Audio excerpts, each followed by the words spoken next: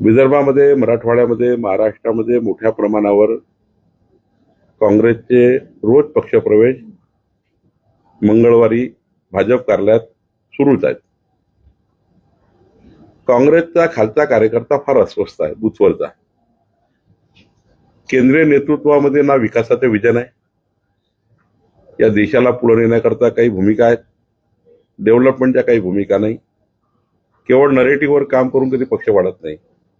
राज्याच्याही, मला कोणाचं नाव घ्यायचं नाही, राज्याच्याही काँग्रेसच्या नेतृत्वामध्ये आपल्या पक्षाला पुढे नेण्याकरता कुठली भूमिका घेता येत नाहीये. आतापर्यंत फक्त ईव्हीएमवर दोष देऊन पार्टी चालवली. शेवटी पक्ष चालवताना भूमिका घ्याव्या लागतात, डेव्हलपमेंटच्या घ्याव्या लागतात, विकासाच्या घ्याव्या लागतात. आणि त्यामुळं काँग्रेस पक्षामध्ये ज्या कार्यकर्त्याला असं वाटतं की विकासाच्या प्रवाहात यायचा आहे, जो बूथवरचा कार्यकर्ता आहे, तालुक्याचा कार्यकर्ता आहे, जिल्ह्याचा कार्यकर्ता आहे, त्या सर्व कार्यकर्त्यांना भारतीय जनता पक्षाचे दार उघडे करा आणि त्यांना विकासाच्या मूळ प्रवाहामध्ये आणा.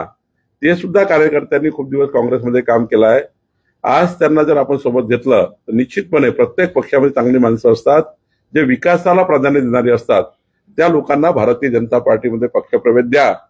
अत्यंत सरळ सोप्या पद्धतीने मी मांडला आहे. आता मोडून तोडून काही लोक दाखवतात, ती गोष्ट वेगळी आहे.